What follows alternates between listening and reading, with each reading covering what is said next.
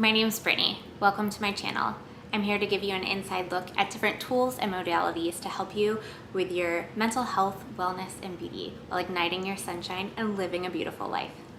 Hi guys, welcome back. Today I'm going to talk about being gluten-free. I have been gluten-free since 2014.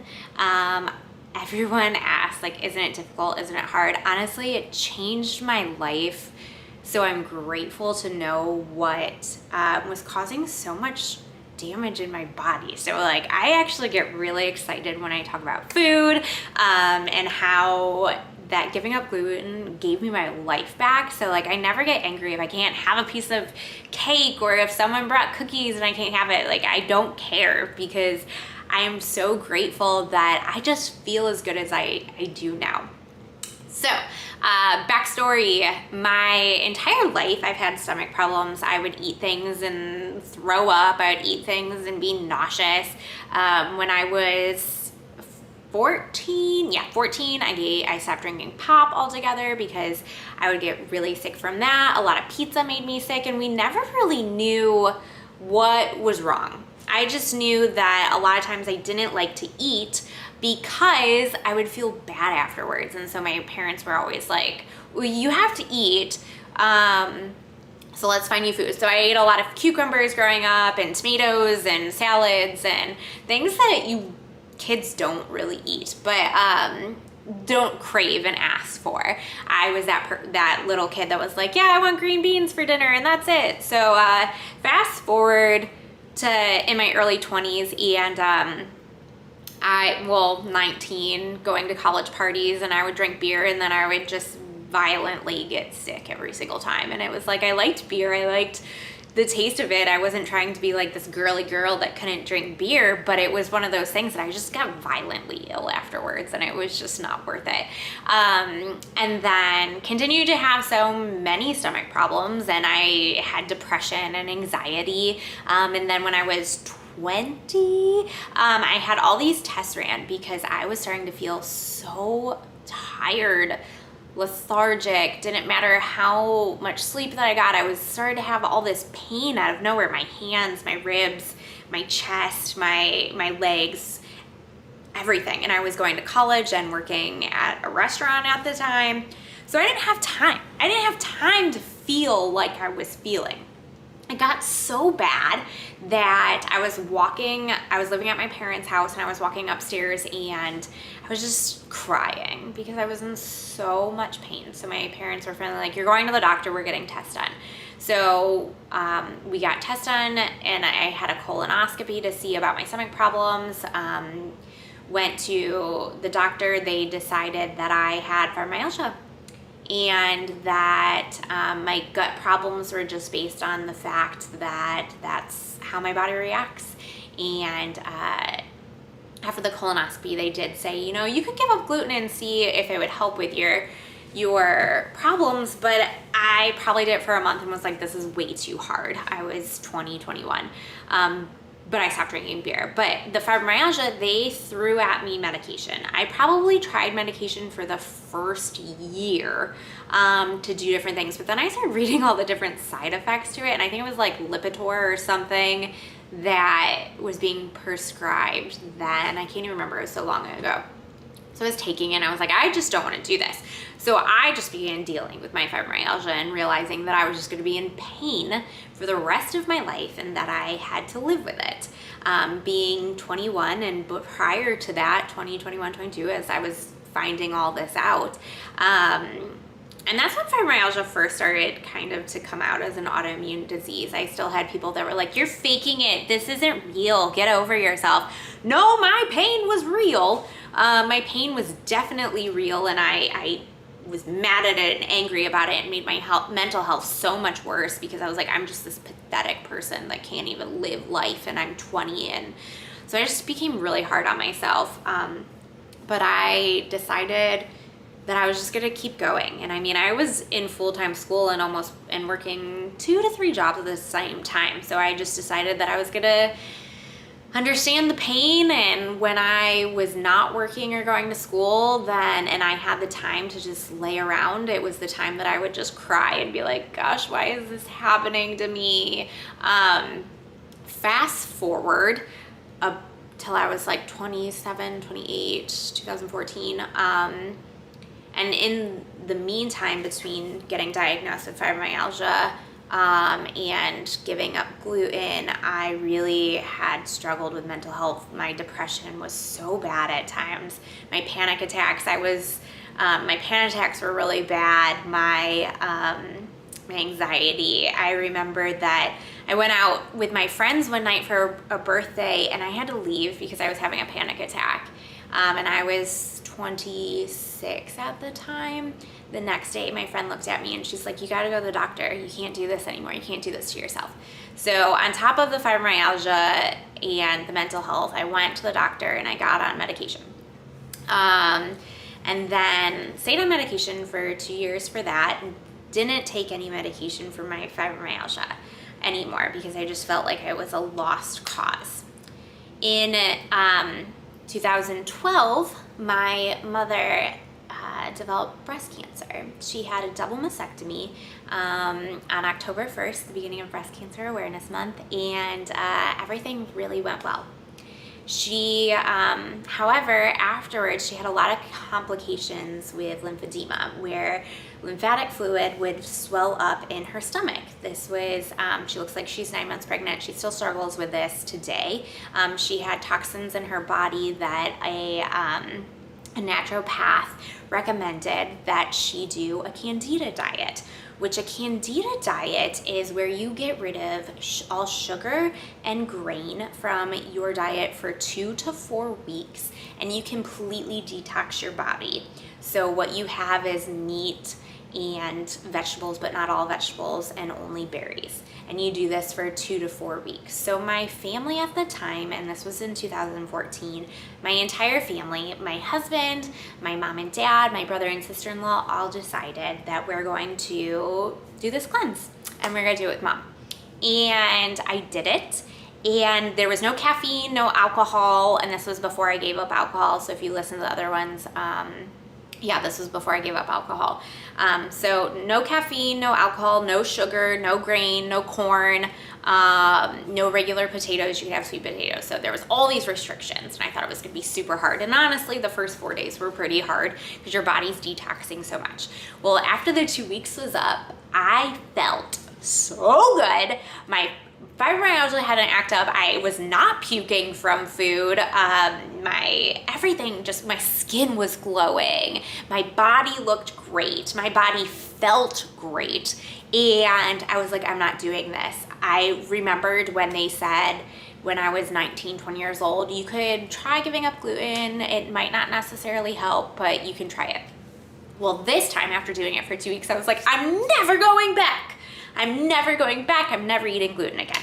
So this was November of 2014. We went home for Christmas. We were at my husband's family's, and they were getting pizza. And he's like, just eat it. You'll be fine. Well, I ate it, and I was not fine. I actually was in Michigan with his family, and for 2 days straight, I had the worst migraine. I was in the worst mood. I had the most stomach problems. So it was that eye-opening of like, never again will I eat gluten. It helps with my stomach. It helps with my fibromyalgia. People are like, it's just a cover up. You still have fibromyalgia. No, I am not claiming it. I do not have fibromyalgia. I am cured. And what cured me was my diet. And so I felt so good that I was like, nothing can stop me now. Well, my mental health still was playing a little bit of a role in my life, as it still is, but I realized how much better it has gotten. And there's so much out there now that your gut health goes to your brain. And so they're calling your gut your second brain. So what happens is when you aren't able to process foods, you are having a high processed diet, all these different things, they're impacting your gut health. And your gut health is linked to your mental health.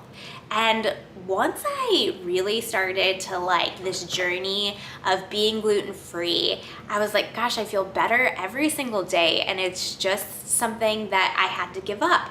And everyone's like, well, it's so hard. I can't do that. But when you see how good you feel and how not just good and not just looking good, how happy and how happy and how your brain is starting to change, you realize that like, wow, there is something to this.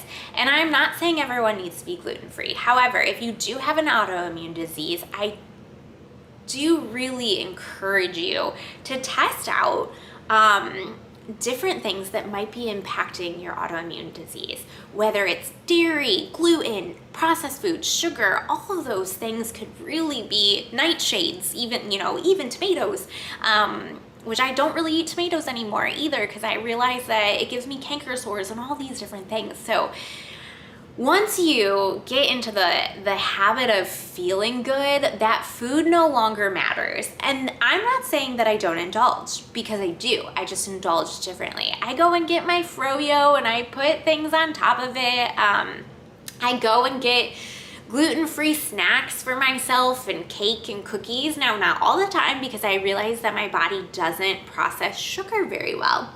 And so anytime that I'm starting to struggle with my mental health, any pain that I have, I know it's time for me to cleanse my body. Now, there's all different ways to cleanse your body. So even though I gave up gluten, I still have times where I overproduce that candida in my body. And when I can tell is when, not that I'm not just feeling good, but my tongue will turn white, my joints will be achy, and I'm like, goodness, it's time for me to detox. And there's several different ways of detoxing your body.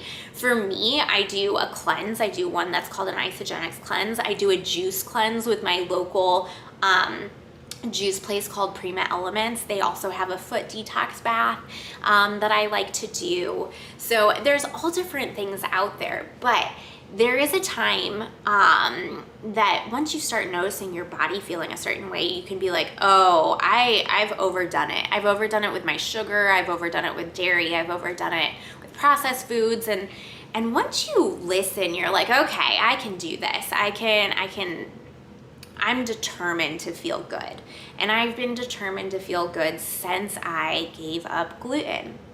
And I'll never go back. I'll never go back. It's so great to feel good. And I get excited when places have gluten-free items. I take my food a lot of times with me, because I'm not going to get mad or frustrated that people or places don't have gluten-free items. It's my responsibility to take care of myself. So by giving up gluten, I changed my life. I no longer have fibromyalgia. Now my arthritis in certain things, because I do have hyperextended joints, and I cheered and danced and probably overdid it as a child, that'll kind of, depending upon the weather, it'll spike, but nothing compared to what it did in my 20s. And now that I'm in my 30s, I'm like, wow, I feel better now than I did in my 20s. Is this real? And it is real. It is possible to feel better as you get older, because the more knowledge you have, the more that you can do for your body. So it is just a reminder to pay attention to what you are eating and how it's affecting you. And the way that you can change your body is so unbelievable with the food that you put in it. So for me, it's gluten and sugar, and I don't do that much dairy, but trust me, I love cheese, so I still eat cheese. I just don't do it as often. And it's just been a life changer for my physical body, my mental body. And when you realize food can do that for me, life becomes so much more simpler and so much better, because you realize that you are in the power to control how you feel. And that is the most magical thing ever. And once you start to feel good by the foods that you're eating, you can really start to train your body and your brain to feel at its best. Like when I was in my 20s and I wanted to work out, I would force myself and it hurt so bad. bad because of my fibromyalgia. Now when I work out, one, my workouts are completely different because I'm one to hula hoop, jump rope, dance. You know, I've taken it back to childhood things that make me feel really good to work out. But working out no longer feels like a struggle because I'm in pain. It just feels like I'm just doing something great for my body. And so to really take care of yourself is an experience where then you start realizing how when I was interacting with other people in my 20s, sometimes I was aggressive and tired and mean, and I was like, gosh, why was that? Well, it's because I didn't feel good. And so I was taking all of that anxiety and pain and I was just dumping it out onto other people. And that's really not fair, because it is our responsibility to take care of ourselves and feel the best. So that's my little bit about giving up gluten and what it did for my life. Like I said, I don't think everyone needs to give up gluten, but I think that we need to be intentional about what we are putting into our bodies, because not just our physical health is impacted, but our mental health is impacted too. So try it out. Let me know. Thank you for watching the video. If you liked it, be sure to like and subscribe. Go ahead and leave a comment below and check out more at be-sunshine.com.